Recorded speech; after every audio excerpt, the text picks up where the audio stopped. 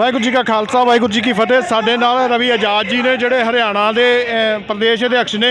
ਇਹ ਵੀ ਅੱਜ ਕਿੱਛਾ ਪਹੁੰਚੇ ਹੋਏ ਨੇ। ਕਿੱਛਾ ਜਿਹੜਾ ਮਜ਼ਦੂਰਾਂ ਦਾ ਧਰਨਾ ਚੱਲ ਰਿਹਾ ਵਾ ਇੱਥੇ 1 ਤੋਂ 1.5 साल हो ਚੱਲਿਆ ਵਾ, ਉਹਦੇ ਵਿੱਚ पहुँचने। आज़ाद साहब, आप हरियाणा से चल के आए हो मज़दूरों के लिए, यहाँ पे लड़ाई लड़ने के लिए। क्या कारण है, क्या वजह है कि इसके बारे में जाना है आपने कि ये क्या चल क्या रहा है? देखिए, सबसे पहले तो आपका और आपके चैनल का धन्यवाद। दूसरी बात ये है कि किसान और मजदूर एक सिक्के के दो पहलू हैं। ये तमाम मजदूर जो यहाँ बैठे हैं, 3 कृषि कानूनों के खिलाफ जो आंदोलन हुआ, उस आंदोलन में इन्होंने ऐतिहासिक योगदान दिया है। दूसरी बात ये है कि 15 महीने से ये यहाँ धरने पर बैठे हैं। एक इनका प्लांट है इंट्रार्क का पंतनगर में और एक है किच्छा में।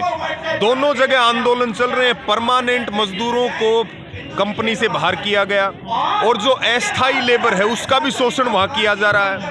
यानी कि जो लेबर डिपार्टमेंट के जो कानून हैं, जिनके ऊपर हाई कोर्ट की भी स्टेटमेंट आई है, हाई कोर्ट का भी डिसीजन आया है, वो तक लागू नहीं हो रही। सीधा मतलब ये है 15 महीने का आंदोलन और केवल बात है रोजगार की, बात है नियम के अनुसार वेतन भत्तों को, सुविधाओं को बढ़ाने की। उसके बावजूद भी उत्तराखंड की सरकार बात नहीं सुन रही है, प्रशासन बात नहीं सुन रहा है।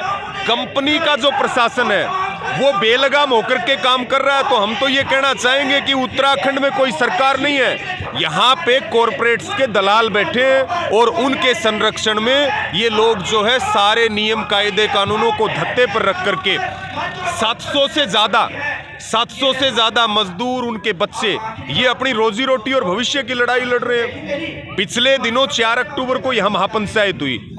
अल्टीमेटम दिया कि 18 नवंबर तक अगर मजदूरों की मांग को नहीं सुना गया, उनकी बात को नहीं माना गया, तो 18 नवंबर की महापंचायत में हम एक निर्णायक और बड़ा निर्णय लेंगे। उसके लिए आज महापंचायत हो रही है।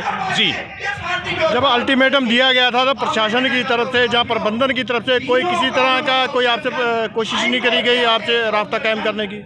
देखिए, हमें जो जानकारी मिली कि एक वार्ता के लिए एक कमेटी का यहाँ गठन किया था और महापंचायत की ओर से ये बात कही गई थी कि कंपनी का प्रबंधन है, कंपनी के प्रबंधन के बीच में प्रशासन और सरकार मध्यस्थता करे, बातचीत करे।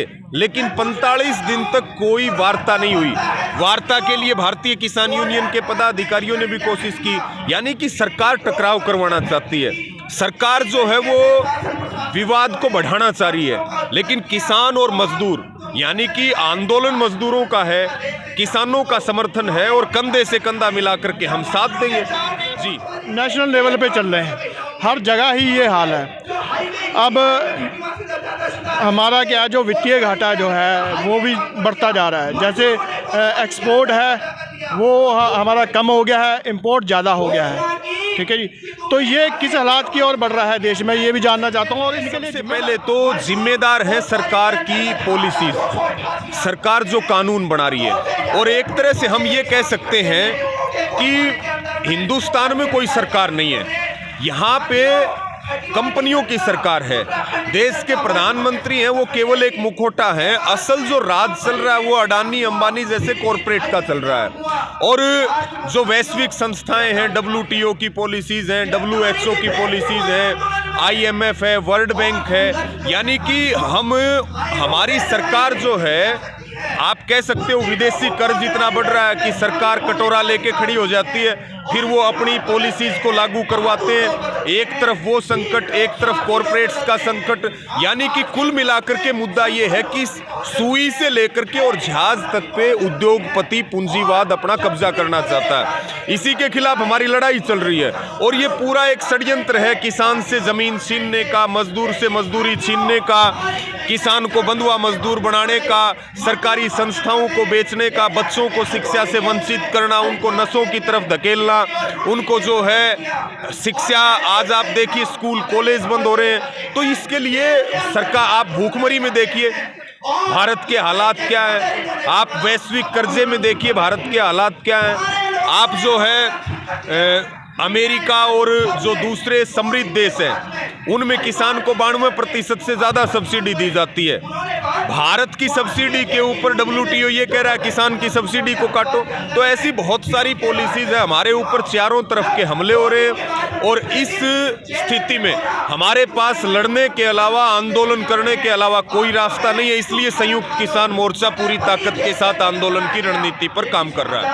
अजाज साहब, जैसे कि माहिर जो हैं इस चीज़ के, वो ये कह रहे हैं कि आने वाला 2023 में जो है रिसेशन आ रहा है पूरे वर्ल्ड में, ठीक है जी, और उसके लिए अमेरिका जैसे देश, जहाँ इंग्लैंड जैसे देश, कनाडा जैसे देश भी चिंतित हैं उसके ऊपर, और उसका जो दुष्प्रभाव है वो भारत के ऊपर बहुत ज़्यादा पड़ने वाला है। लेकिन जो विपक्ष है, मेन सवाल तो ये है ना, जो विपक्ष है वो कहीं नज़र नहीं आ रहा है। जिस तरीके से विपक्ष को उठ के बात करनी चाहिए, लेकिन विपक्ष कहीं नज़र नहीं आ रहा है। तो उसके ऊपर आप किसान यूनियन का, आप किसानों का आप लड़ रहे हो लोगों के हकों के लिए, आपका क्या कहना है? देखिए, एक तरफ महंगाई आसमान में है, बेरोजगारी ने हिंदुस्तान में 45 साल के रिकॉर्ड तोड़ दिए हैं, और जो आप आर्थिक संकट की जो बात कर रहे हैं कि पूरे विश्व में आर्थिक संकट की संभावना है, और भारत में आर्थिक संकट लगातार देखा भी जा रहा है कि हमारी प्रति व्यक्ति आय भी घट रही है, आमदनी सबकी घटी है, खर्चे सबके बढ़े हैं, बचत सबकी घटी है, लागत सबकी बढ़ी है। तो ये एक, इसके लिए सीधा सीधा आप देखिए कि डॉलर और रुपए के बीच में कितना बड़ा फर्क आ गया। जबकि वित्त मंत्री कहते हैं कि रुपया कमजोर नहीं हुआ, डॉलर मजबूत हुआ है। ये काफ़ी हास्यास्पद था, यानी कि ये वित्त मंत्री के बयान हैं।